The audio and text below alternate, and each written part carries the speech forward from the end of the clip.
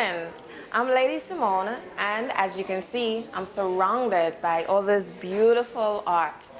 This painting is by Doba Afolabi, and it's entitled Talking to the Spirits, Ancestors, Here We Come.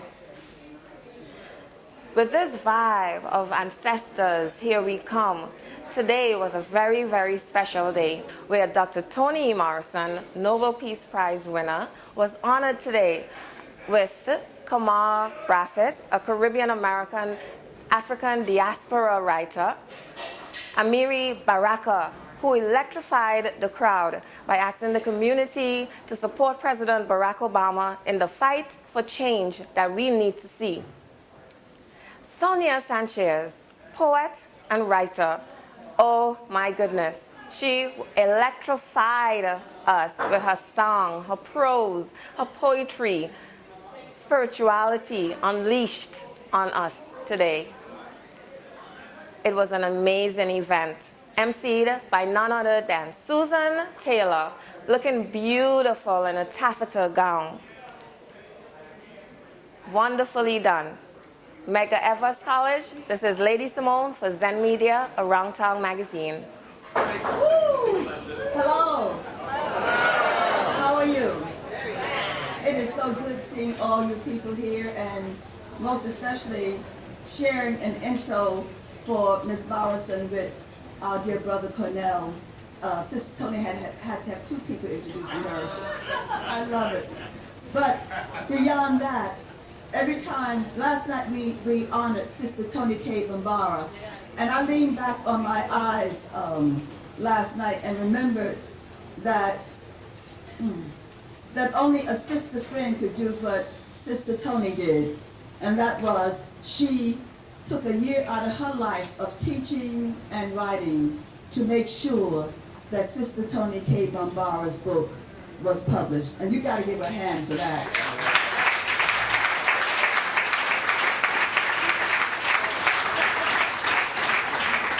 People will say they love you, but they don't always work for you. I want to thank Dr. Green. I want to thank all the sisters and brothers who helped us and who have been helping us during this conference. I want to begin by saying, hey, Babo, hey, Babo, hey, Babo, praise God, praise God, praise God. You said one night on television when asked if you voted, you said, oh yes. I remember all of those people, Fannie Lou Hamer and others, beaten, hurt, hosed down. You said when I vote, it's like a small prayer by the road. I thought, yes, Miss Toni, when I read you, you become the sermon rinsing my blood clean, and vengo en el aire negro como mi sonrisa, I move in air as black as your smile.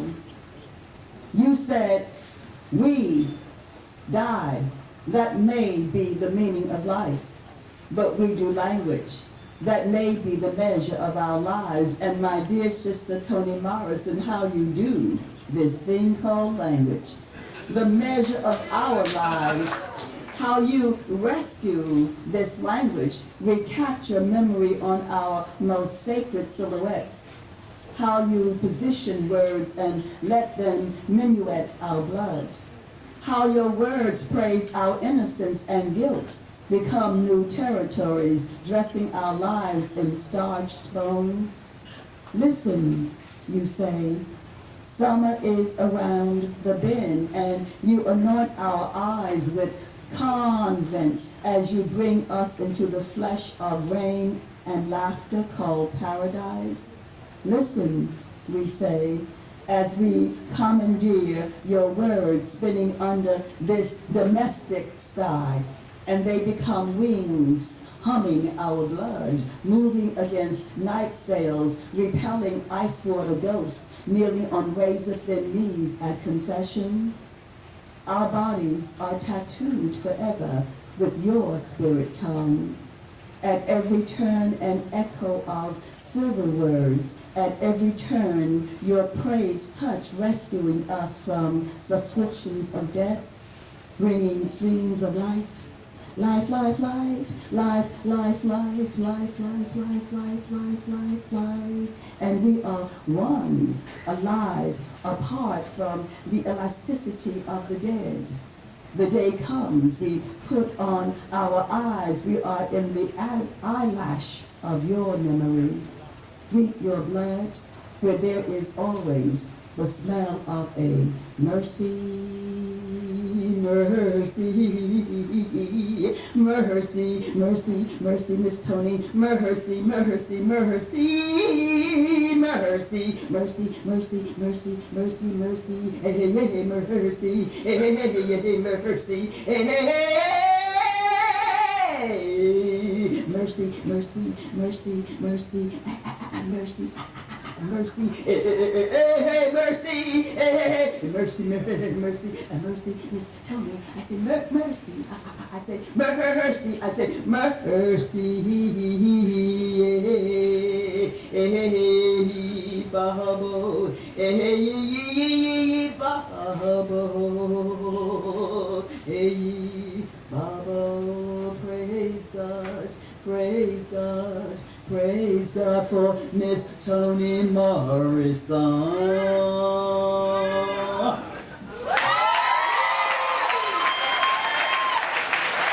Wouldn't be here without leadership of our dear sister Brenda Green, Dr. Brenda Green. She's the only person to bring together all of these folks. And this is history, y'all. Let us not be deceived. This is a special moment. This is a Kairos moment. Look at the folk in this room. Exemplary educator, Edison Jackson. Towering poet, Brother Braithwaite. Greatest man of letters in American civilization, Brother Baraka, still on fire. True. Brother Prim, no one overlook him, 81 years old, still on the move, facilitating this space. And then there's Toni Morrison. Nobody like her.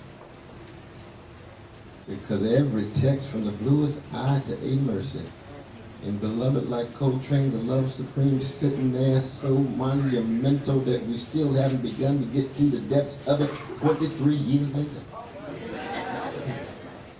It's about so much love that we love Ralph Ellison, but we tell our brother we haven't been invisible.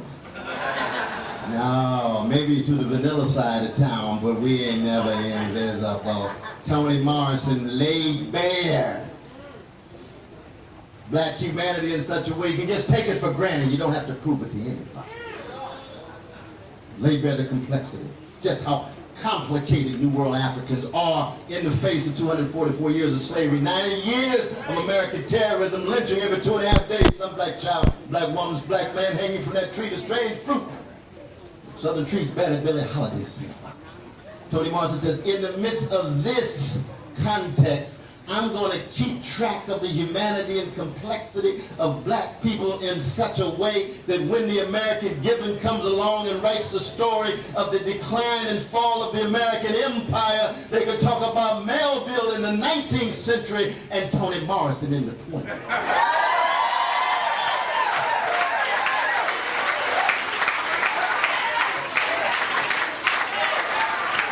But the difference between Herman Melville and Toni Morrison is she always understands herself as an extension of the love of the people who shaped her and molded her. Therefore, she takes her mama and her daddy and her church and her family and all of us with her as she moves into her art. That's her relationship to Sarah Vaughan. That's her relationship to Charlie Parker. That's her relationship to John Coltrane. That's her relationship to Nina Simone. That's her relationship to Marvin Gaye. Because she understood, in part because of the genius of the Black Arts Movement, that they were just building on grandmama and granddaddy in a different language. How we gonna love these black folk in such a way that we can try to convince them to straighten their backs up, and anytime you straighten your back up, you're going somewhere because folk can't ride your back unless it's bent. How you gonna take a stand like Sly Stone said? Toni, teach us how to straighten up and take a stand and fight for freedom and be willing to live and die for something bigger than us. That's what Toni Morrison is about. And anytime you take that stand, you're not going to be fully understood by the folk on the vanilla side of town. Even when they celebrate you, they still don't fully understand what's going on. Even when the Nobel Prize Committee gives you the prize, we say she was a star before you gave her the prize. We understood that.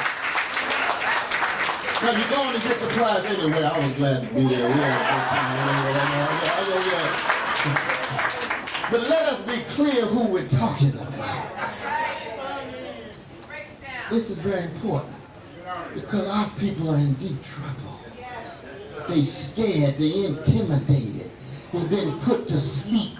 Obsession with breaking the glass ceiling at the top, and yet all the folks stuck in the bottom still often overlooked and ignored. I'm talking about the prison industrial complex. I'm talking about dilapidated housing. I'm talking about disgraceful school system. I'm talking about levels of unemployment and underemployment that are depression like unavailable health care, child care, not enough jobs for a living wage. Toni Morrison, somehow give us the kind of truth telling, because you understand the condition of truth is to allow suffering to speak. You can't read her text without dealing with the suffering. But the suffering never has the last word. Never, ever has the last word. You ain't never know what I'm talking about. But never miss the connection between the truth and the love. That's what Toni Morrison represents. Because it's a revolutionary act to fully, thoroughly, unequivocally love a people who for 400 years been taught to hate themselves. And every page, every text, every essay, that's what we get in Toni Morrison. That's why we salute her, because we salute the best in us. She just happens to be the genius that articulates it and expresses it in the most sophisticated literary form, using the European bourgeois genre of the novel, but transforming it in a fundamental way. Toni Morrison, we salute you. Come forward, come forward. We love you, Toni. We love you, Toni. So let's all come back to show much as well. You what a blessing to doing with you.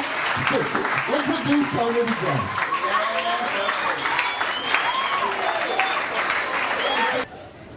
Thank you. Well, it's going to be very difficult to follow Cornell, but I'm going to follow him. It's going to be short because I have a leg full of titanium and steel and plastic from a hip replacement, and it's a little difficult, and as you can tell, I'm a little slow, but only in that area. No, I'll stand as long as I can, and when I can't, I'll move.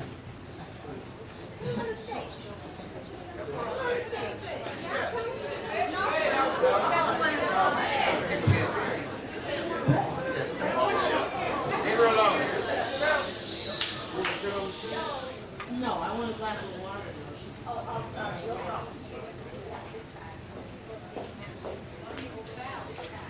I feel extremely complimented and very, very warmly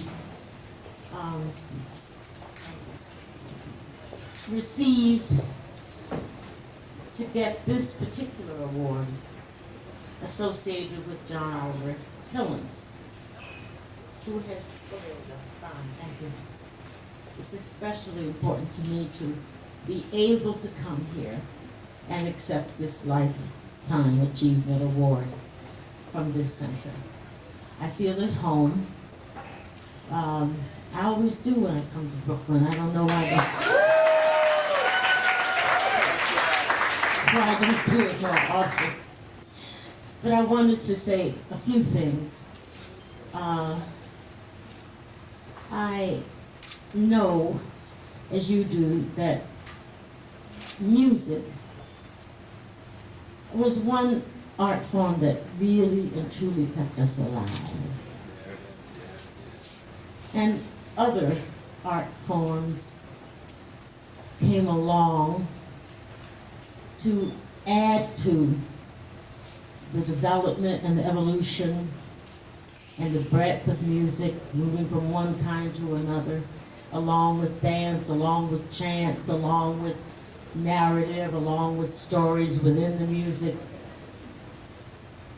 And then there came a time when the stories themselves kept us alive.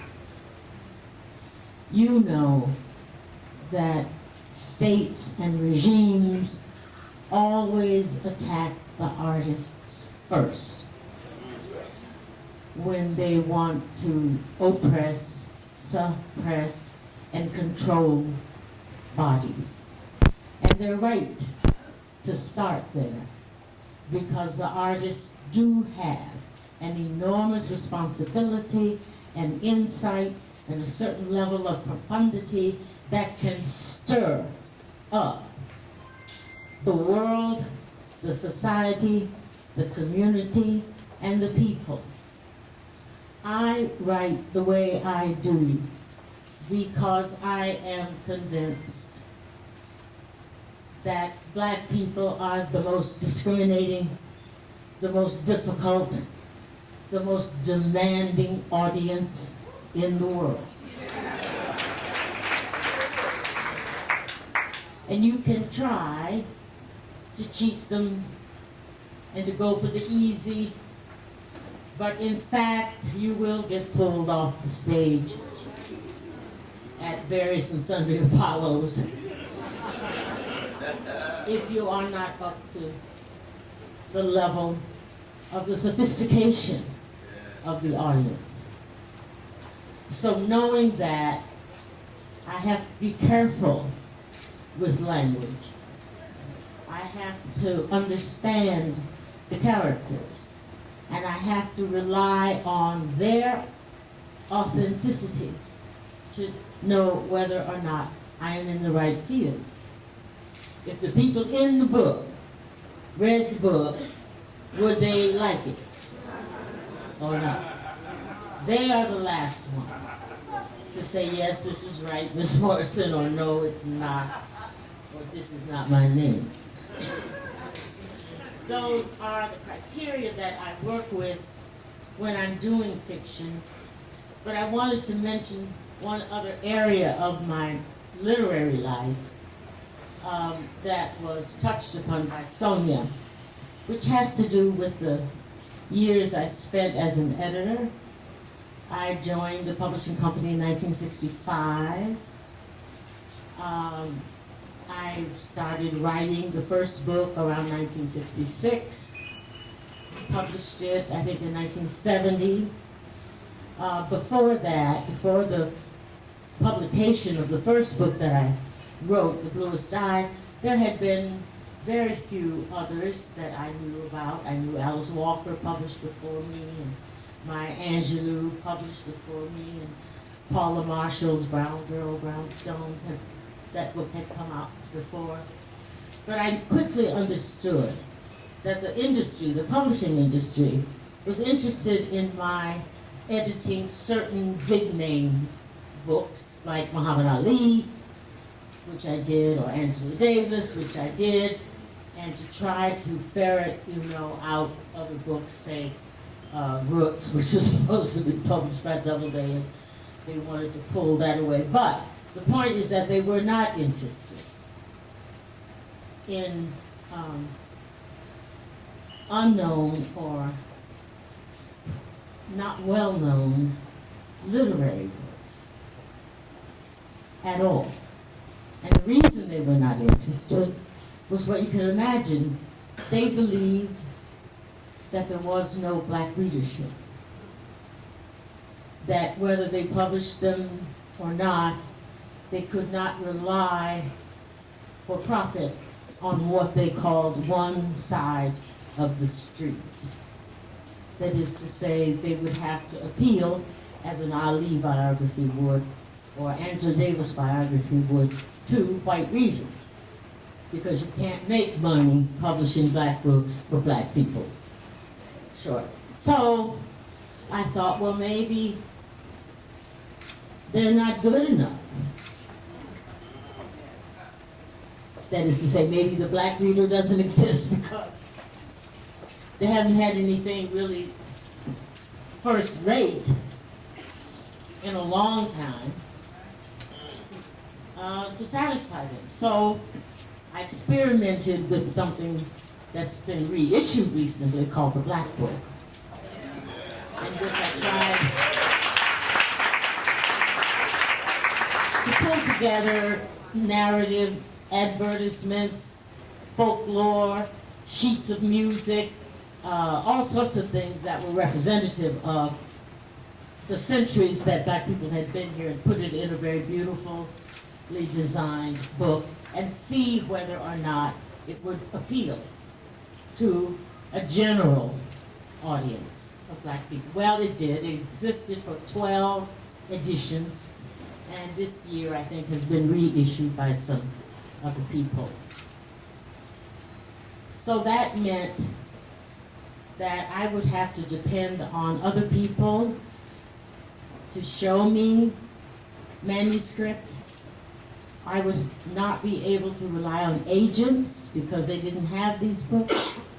So that if I published something by Gail Jones or Toni Bambara or Lucille Clifton or whomever, I would have to go off the main street and to consistently look for that level of elegance and profundity and seriousness in fiction, which was my particular area. And when I learned that I could indeed persuade not just the company and the sales department, but gather together little by little and over time a collection of books that I had published that never were breakout books, but still make up an extraordinary list of writers of whom I am extremely proud. Extremely proud. So it is in the name of what I gather is those writers whose books still exist, and particularly for what I am increasingly excited about, which is the number of new, young, and maybe not so young, but certainly new, African American writers that are coming on the scene. Extraordinary, extraordinary writers.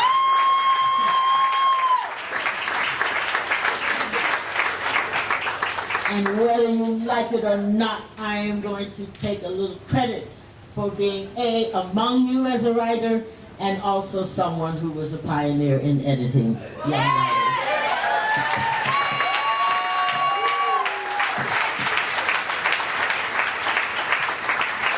Thank you. Bless you. We love Toni Morrison. Thank you for telling our stories. Thank you for preserving our history. Thank you and bless you. You know what we've been asked to do today? We've been asked to link arms and aims and lift ourselves up and our community. That's what we've been asked to do today. And I'd like to acknowledge our supporters. There are so many in the house. Without their support and vision, this conference would not be possible. I'd like to ask the Center for Black Literature Advisory Board members to stand. I know that Marsha White is here. Marsha White from the Links. Richard Jones. Richard Wesley. Is Richard Wesley here? Okay. Okay. And Dale Allender is here. Dale Allender. Okay, our program supporters, Barnes & Nobles was our conference bookseller, the Black Brooklyn Renaissance in partnership with Bed-Stuy Restoration, the Brooklyn Academy of Music, the Brooklyn Arts Council, the Calvin Hurton Institute. Is Anton Hurton here? Okay. Con Edison, I know that there's a representative from Con Edison here. Thank you so much. the Gladys Krebo Foundation, the New York Council for the Humanities, and the New York Historical Society.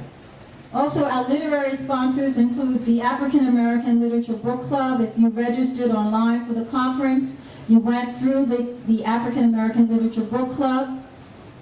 The Brooklyn Literary Council, which hosted readings, as well as the African American Book Club. The Brooklyn Public Library, which served as a venue for many of our books. Brownstone Books, the Links Incorporated, the Nathan Cummings Foundation, Pan American Center, Poets and Writers, and South End Press.